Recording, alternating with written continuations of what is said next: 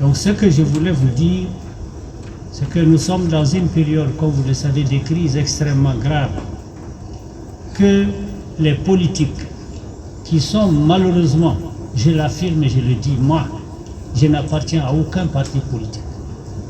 Mon parti, c'est le Mali. J'ai vu naître tous les partis politiques dans ce pays, fort heureusement, et je remercie Dieu de m'avoir encore accordé cette longévité. Même l'Union soudanaise RDA, quand c'est créé, j'étais là, je le suivais. Et l'UDPM également a été créé ici. Et ensuite, le multipartisme, ou si vous voulez que je l'appelle l'ADEMISme, est né en 91. Et depuis, donc, on a assisté à une multiplication des partis. C'est pratiquement devenu une activité extrêmement prolifique. Aujourd'hui, nous sommes à 250 partis politiques. Et le Mali est à 250 000 kilomètres de profondeur dans l'abîme. Dois-je comprendre que c'est le poids des partis, c'est sous le poids des partis que le Mali est tombé? On est en droit de le dire. À quoi servent ces partis? Nous avons plus de 10 000, 6 000 associations de la société civile, puisqu'aujourd'hui tout le monde ne parle que de la société civile. Pourquoi? Parce que les politiques ont échoué. Mais il se trouve qu'on est en train de faire échouer aussi les associations. Parce qu'on est en train de les créer, de les traiter exactement comme on a fait des partis politiques. La plupart de ces associations de la société civile sont affiliées à un parti politique ou à un groupe de partis politiques ou à une ambassade ou au gouvernement, en tout cas à la recherche, disons, des subventions ou des subsides ou des marchés qui leur permettent de survivre. Donc on les a transformés en ONG. Il faut faire très attention. La chose la plus importante, la plus solide que nous ayons hérité de notre histoire, c'est la dignité, c'est l'honneur et le courage. Malheureusement, toutes ces valeurs aujourd'hui ont été étriquées, ont été galvaudées par des gens qui sont assoiffés du pouvoir, qui sont assoiffés d'argent. Donc, moi, je vous conseille ce que je vous pouvais dire, c'est d'essayer d'avoir un sursaut. On l'a revendiqué de tout le temps, un sursaut national, mais le sursaut national va à la base. La refondation dont on parle aujourd'hui, qui est un mot à l'ordre du jour, mais il faut bien en connaître les profondeurs, il faut bien en connaître la signification. La refondation, c'est un processus qui ne finit pas au cours d'un mandat électoral. Je suis désolé.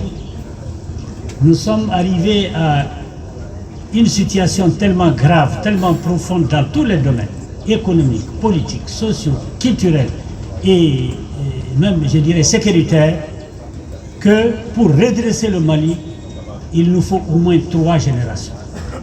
Parce qu'aujourd'hui, ce qui importe, oui, je l'ai dit tout haut, ce qui importe pour réussir cette refondation, c'est s'attaquer au fondement même de notre société. Il faut revoir en tout premier lieu l'éducation de base.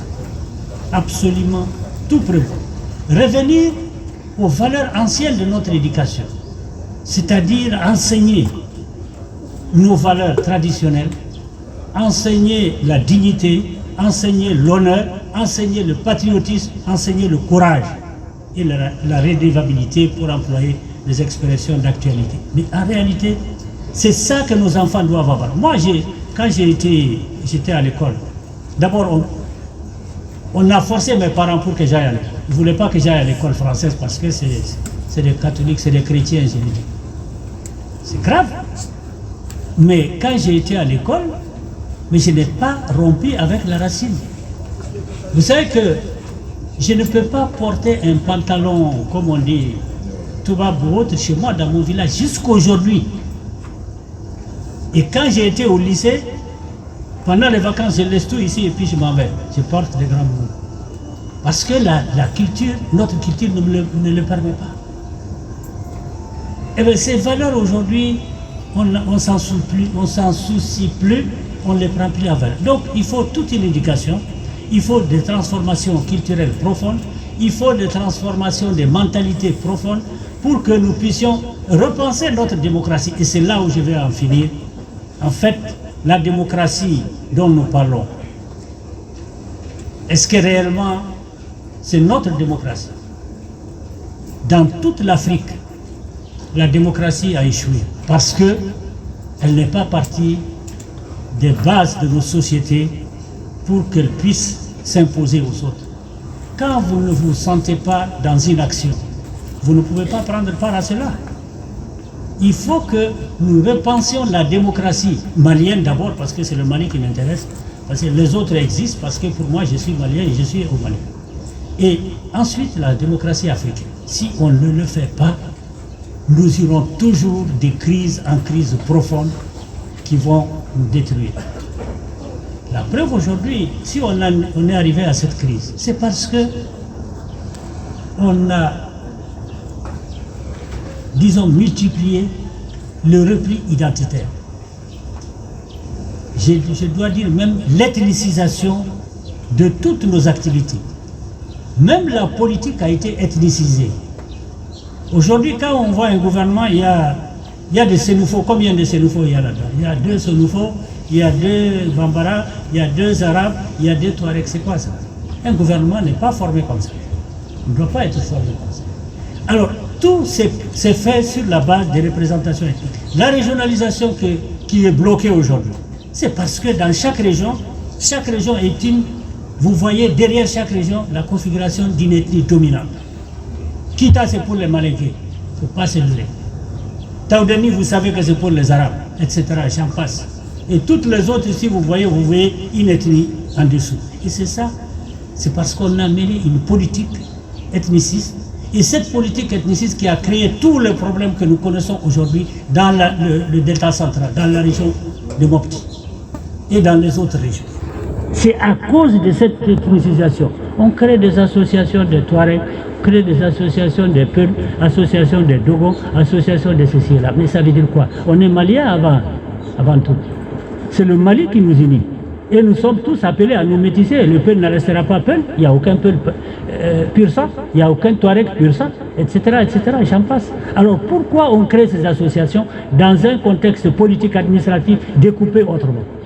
Si on veut, moi, je ne peux pas faire le bonheur de mes parents Touareg à Tombouctou en laissant les autres. Comment je peux le faire? Si je fais un projet de développement, il ne peut pas appartenir seulement aux Touaregs ni aux Arabes. C'est pour tout le monde, c'est pour toute la collectivité et ça revient à la commune. La commune, c'est là où tout le monde se retrouve et c'est dans ce cadre qu'on devrait construire le Mali et bâtir le Mali de demain. Aucune régionalisation ne peut aboutir si le développement des collectivités décentralisées telles que les communes, les régions ne sont pas développées. Il n'y aura pas d'unité du Mali non plus si on va vers la balkanisation aujourd'hui sur le découpage territorial actuel. Je l'affirme tout haut et j'en assume la responsabilité.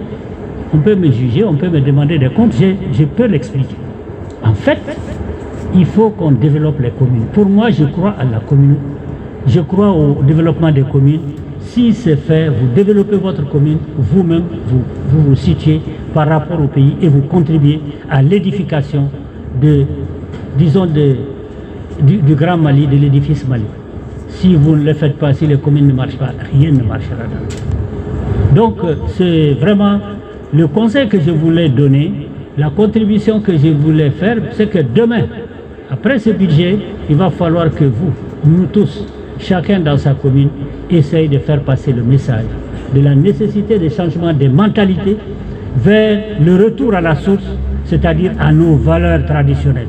Que ce soit les politiciens qui viennent, l'entrepreneur qui vient, l'enseignant qui vient, ou le religieux, en fait d'ailleurs, je m'excuse, ces religieux aujourd'hui méritent aussi qu'on fasse la refondation à leur niveau. Donc, qu'ils viennent, que ce soit eux qui viennent, il faut toujours leur dire de rentrer, qu'est-ce que vous présentez? Quelles sont les marchandises, les produits que vous venez nous vendre? Si c'est la dignité, si c'est l'honneur, si c'est le courage et si c'est la loyauté et l'amour du prochain, la paix, je suis d'accord avec vous. Et c'est ça que nous devons défendre. Et c'est la seule voie pour que le Mali s'en sorte. Il n'y a pas 10 000. Voilà, donc je vous souhaite beaucoup de courage, je vous souhaite beaucoup de succès et je souhaite que la commune aille de l'avant et je suis prêt, moi, pour peu de temps qu'il me reste à vivre, en tout cas dans cette commune, à vous accompagner dans cette voie. Merci beaucoup.